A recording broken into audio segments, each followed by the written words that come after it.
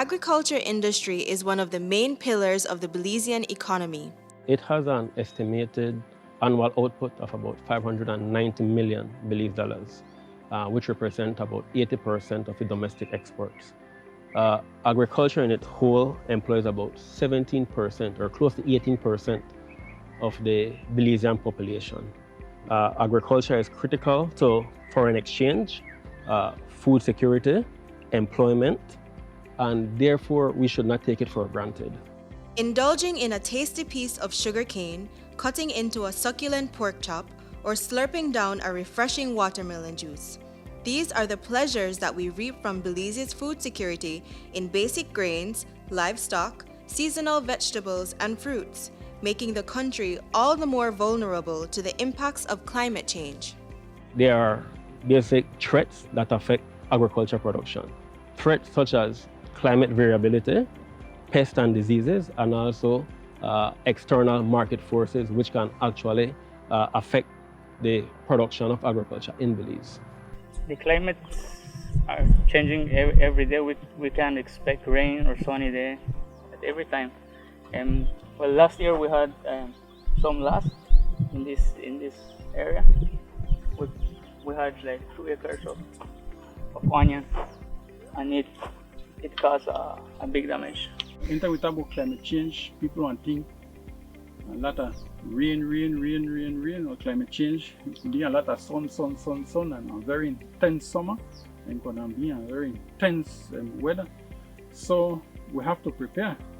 Over the past decade, the effects of the changing climate, including extended droughts followed by months of heavy downpour, have impacted production in the agriculture industry.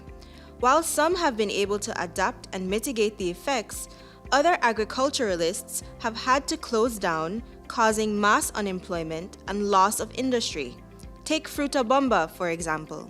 Government was verbally informed by the CEO of the company that they had taken a decision to close operation in Belize, and that they were hoping for a smooth transition, and that the wind down of the company's operation in Belize should be between 3 to 6 months. They've stated that they've never been able to recover fully from the 2007 Hurricane Dean, and that they've been losing money since then.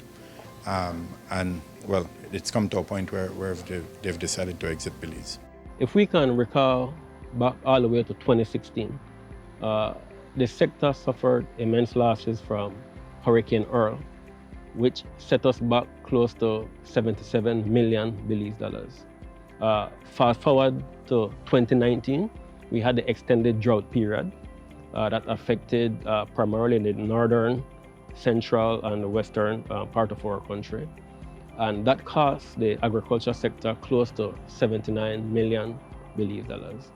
Recently, last year, we had Hurricane Eta and Hurricane Iota, which caused flooding in the productive areas, primarily areas in the western part of the country, and likewise the central part, Belize district.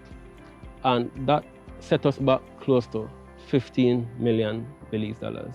So if you can see, when we were affected by these natural hazards, the country is placed at a setback. And there is also a multiplier effect as it impacts what we call food production, as it relates to providing food to the domestic market. It impacts foreign exchange because then production is not steady and it cannot go out the country.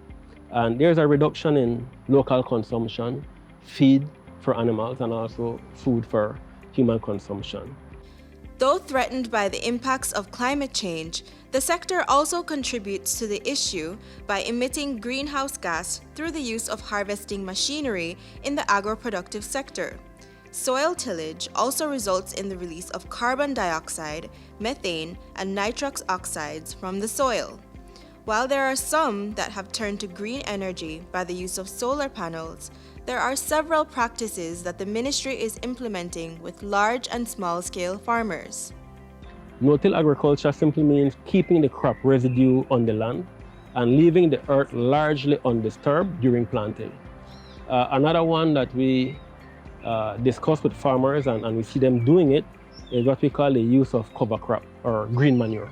Seeds or plants such as mucuna or carnavalia, those are a very good cover crop. They provide a substantial amount of nitrogen to the soil.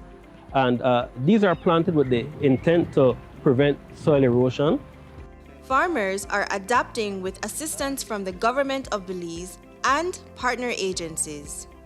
The National Climate Change Office has played a significant role in assisting the sector, especially in education awareness to climate change, adaptation, and mitigation. They also play a considerable role in helping the ministry source external funding for development of climate adaptation and mitigation projects.